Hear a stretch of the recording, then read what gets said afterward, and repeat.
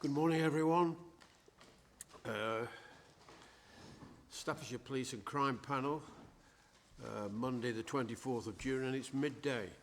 We're here for a confirmation hearing regarding the Commissioner's Deputy, who we understand to be Mr. David Evans. This meeting is being webcast. I'll now invite the Commissioner if he would like to open with any comments. Thank you, Chairman. Just before I do, and I introduce you to David, just a comment, if I may, about my previous Deputy, Helen Fisher, who sends her regards to you all. Helen was absolutely tremendous as a Deputy in my previous 3-year term. Really got stuck into road safety and roads policing in particular, but also provided me with much needed support and advice along the way, and I certainly wish her the best wherever she is in the world. She was tremendous. So it's a tough act to follow. David Evans has been a friend of mine and a colleague in politics, but also in terms of advice, talking about issues that matter for several years. In fact, getting on for nearly 10 years now. In my view, Dave is, like the very best councillors, somebody who's extremely close to his local residents, always listening to them. As such, he has the experience not to always think he knows the answer before he's heard the question.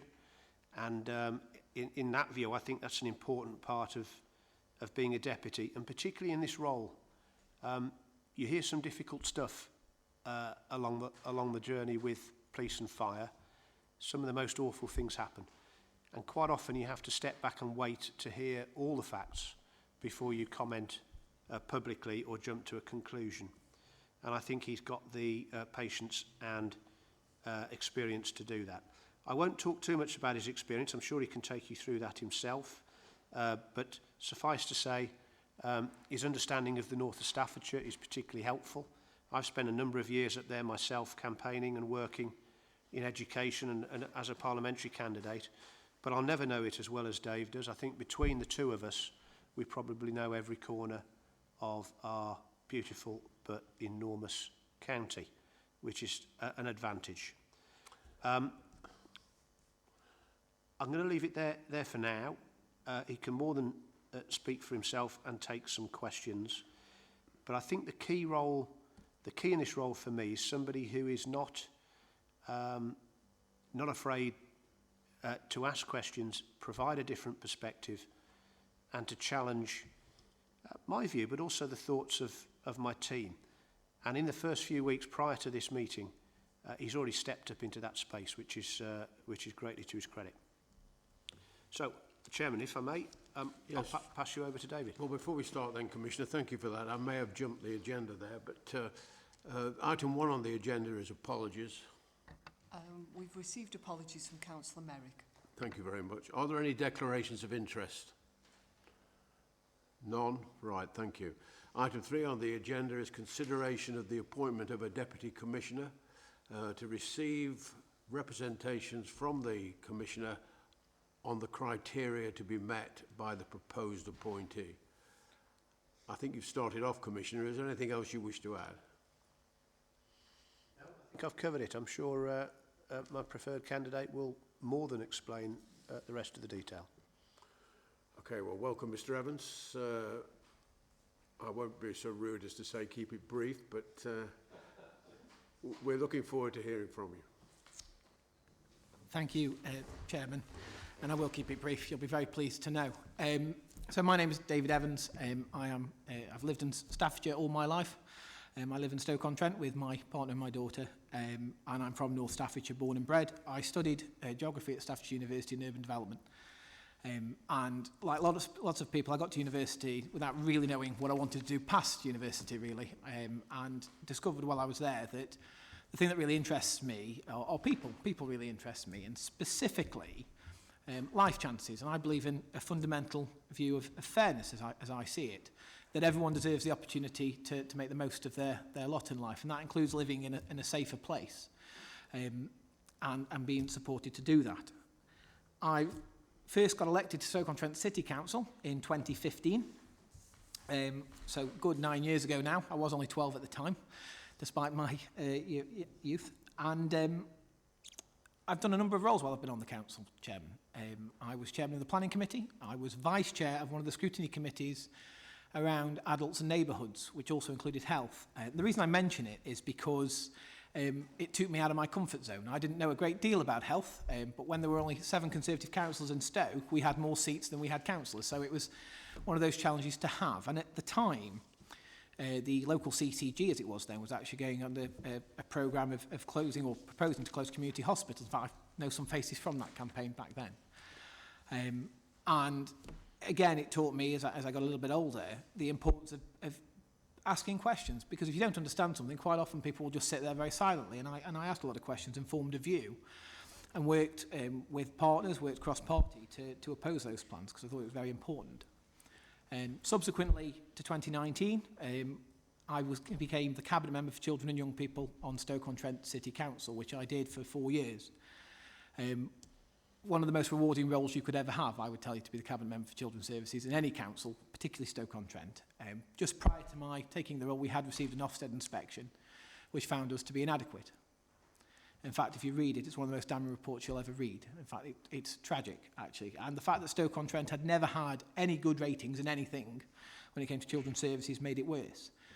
I was asked to become the portfolio holder, which I did. The experience it gave me around partnership, there's an old adage, isn't it, that it takes a village to raise a child. Well, services of all persuasions, public, private, charity, come into contact with children. And actually 4 years of driving change across the children's social care system in Stoke-on-Trent taught me about building coalitions of the willing, I think is probably fair to say. That's a skill set that I think is absolutely needed in a deputy. I think it's really important to apply yourself and be able to work with partners to make the difference that you want to make. I'm very pleased to say in Children's Services in 2022, we were found to be improved. It requires improvement to be good, but specifically rated as good for children in care and care leavers. The reason I mention it is because I think that's very much a value judgment, really. How you deal with children in your care is incredibly important. I think it says a lot about your organisation, and I'd like to think it said an awful lot about my values and those of my colleagues. Outside of politics, I have worked for charities. I was a fundraising officer for a charity for some time. And again, that was about building partnerships with philanthropic donors, but also businesses, making sure that we were able to drive money into the charity, first of all, to pay the bills, but continue to do the work that we wanted to do. And similarly, prior to entering politics, I worked in the private sector around sales training, sales development, and getting people ready to sell stuff. The big challenge around that, when you're running a sales team, Chairman, there's not always a very transferable skill, but it does show you how to be data-driven. When you're running a call centre and you're running a team in a call centre, you need to understand what your data is telling you. You need to understand how you can use it. But equally, and someone made the point earlier in the meeting you had this morning, you also need to value the anecdotal evidence or the lived experiences of people to also understand what that data tells you and how you drive things forward. As I said, I'm 34 years old and I think I've got a fair bit of experience. I've been in public office now for nearly a decade. And I do believe that experience would be beneficial in the role of the deputy, and I'm happy to take any questions, Chairman. Thank you. Thank you, Mr. Evans. That was a detailed, comprehensive summary. If I may just start the conversation with you. I know you talked about your work in Stoke there, but what about working with ethnic minorities? Again, in my corner of the woods in East Staffordshire, with a very, very diverse community.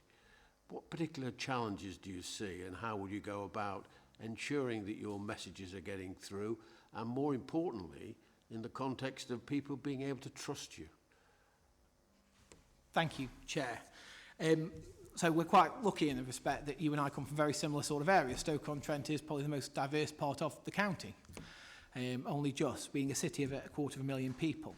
And it's been quite interesting, actually, during my time on the council, how the council tried to reach out, and we tried to reach out through various mediums to different groups. So we have a big Kashmiri population, for example, in Stoke-on-Trent. So when it came to things like the COVID pandemic, of course I was on the cabinet during that, we had to look at how we gave messages to get those communities to buy into, whether it was vaccines, whether it was tests, that sort of thing. So that included things like getting our our fellow Kashmiri councillor actually going out and giving some of the videos in Urdu alongside the Director of Public Health, so that you've got both sides of that. I think you also mentioned trust, and trust is incredibly important. I think trust is built up over time. It's not something that you can force, it's not something you can demand, and it's certainly not something you can order. And I think you can trust through someone's record of delivery ultimately. And when it comes to different populations, the record of delivery is expressed through the way you communicate with them ultimately. So that's why that communication piece is absolutely key.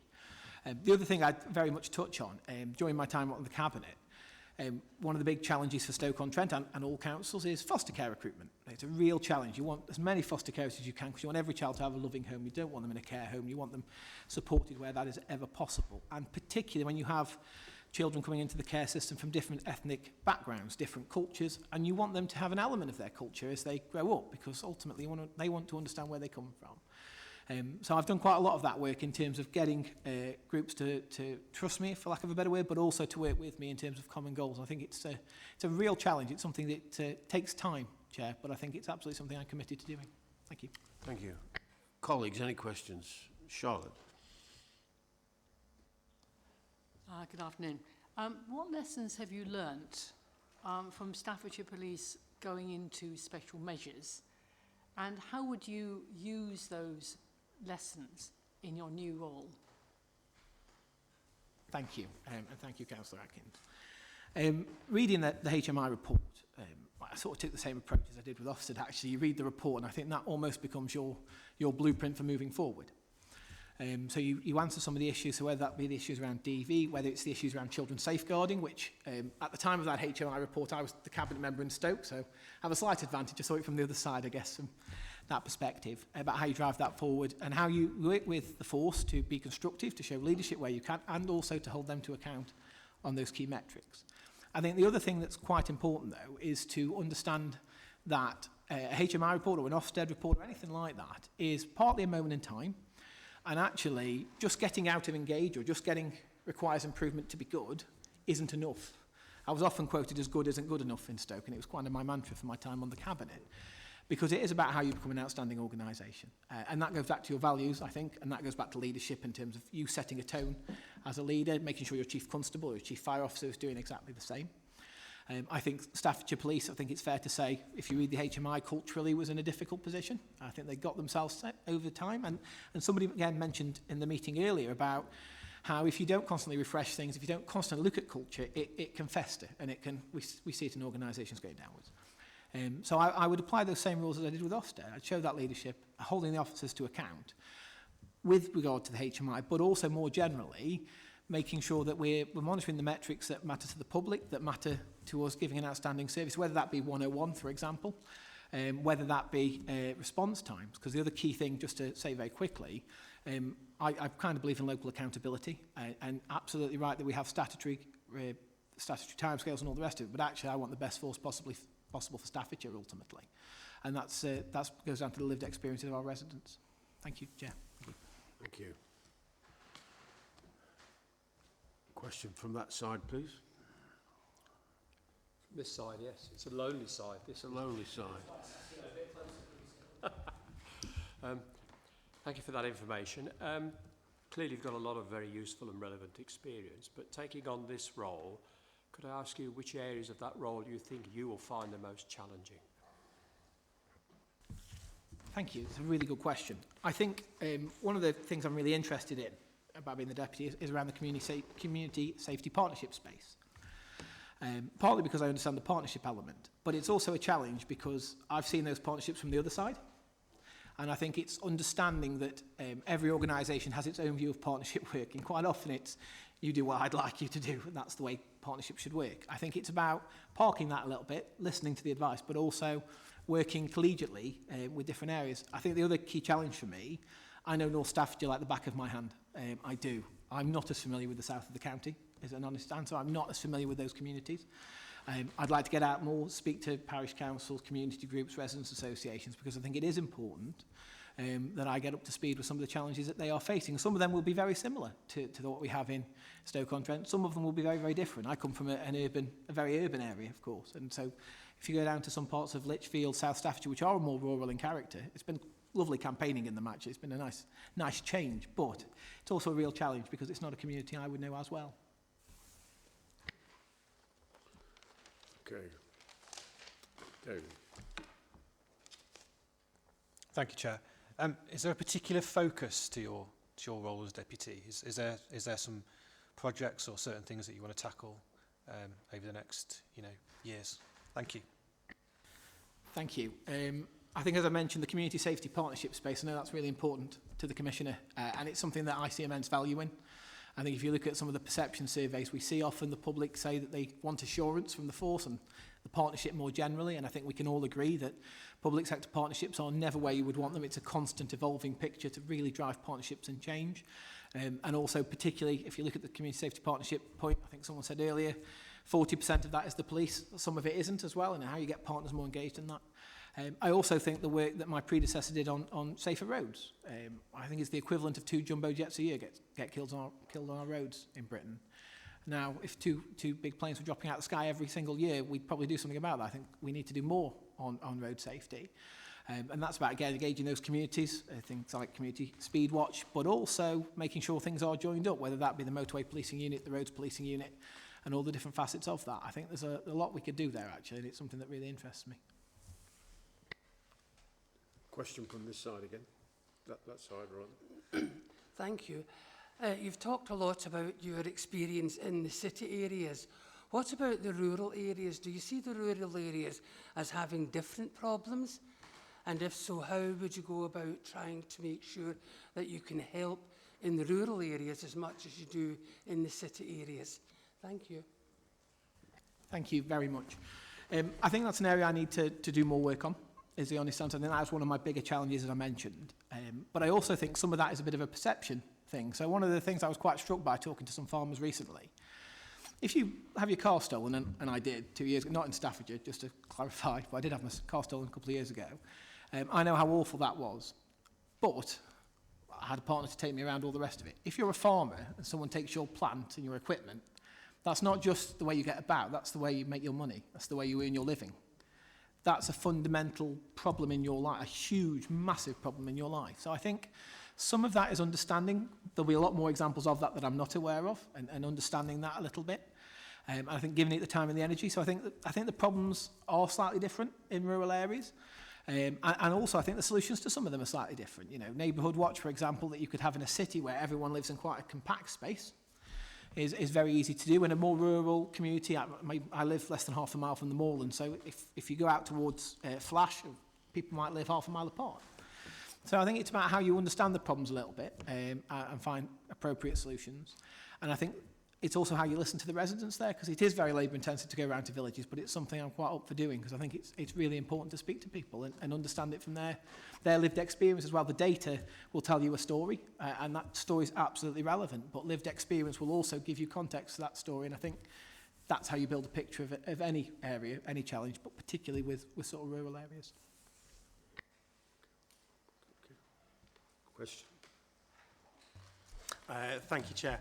I think with a county as varied as Staffordshire, with Stoke-on-Trent in it as well, there are going to be a lot of competing demands and a lot of situations where inevitably things will need to be prioritised. So I'm going to ask as open a question as I can on this one. How do you see yourself making those decisions about prioritising things? Thank you. I think that's a very open question. Well, that's fair enough. I think one of the things I find really, really interesting, it's why I sort of focused on community safety partnerships, actually. So those partnerships are on, obviously, a borough and district level, and they should be very responsive to the local need.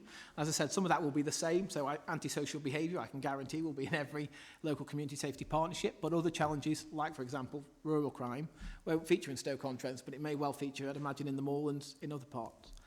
So I think it's how you build that partnership around the community safety partnerships to really get to the core of what are the priorities for those local areas, and how we therefore hold the force to account for dealing with some of those challenges, and partners too, to be fair. I think the other key thing with that is understanding, when you have got a county as varied as Staffordshire, again, what those local voices are telling you. I think that's why the community safety partnership really attracts me, actually, because I think you can't have a pan-Staffordshire strategy because it would be literally everything to everybody. I have a particular dislike for health and wellbeing boards for that reason, because it's literally everything for everybody. But those community safety partnerships really can, I think, drive effective community change, and in a way that people see, incidentally, as well, done right. And I think there's a lot of room to do a lot more work there. Okay, thank you. Right, perhaps one final question from myself, having listened to everything you've said. I'm getting words like innovation and the need for a pace of change, because the Commissioner's let us clearly understand the pace that he works at and what he wants to achieve. So what will success look like from your perspective? I mean, there's a good old phrase, in the first 100 days or in the first 6 months. Just a general answer to that would be helpful, please. That's generally my favourite question that people ask at interviews. You'd always ask what success looks like. I think that's down to the lived experiences of people and understanding that we have a force with improving services. Yes, on the statistics, they're absolutely key, but also that people feel that change, and that comes down to your feedback through your crime surveys, through your community safety partnerships, and ultimately through what local representatives are telling you.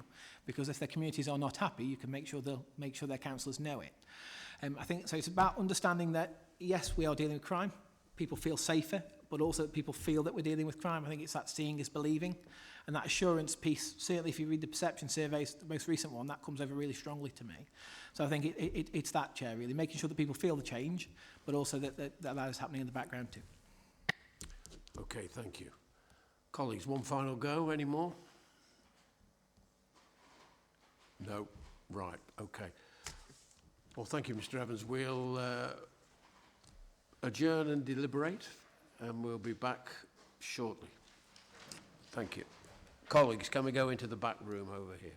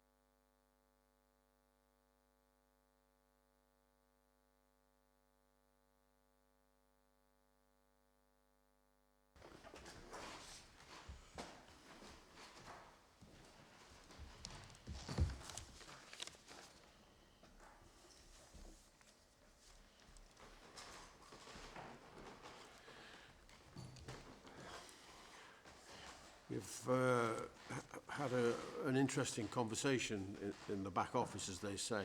And we would like to respond to you by saying that we recognise the points Mr. Evans made, re the importance of partnership working successfully, and the need and the importance again of developing that. And we hope that we'll be able to see some clear evidence of that as your role develops and becomes embedded. The panel unanimously have agreed to the appointment of Mr. Evans as Deputy Crime Commissioner, and we wish you all the very best, and we look forward to seeing you on several occasions in the future. Thank you, Commissioner. And thank you to everyone for attending, and at that point I'll close the meeting. Thank you.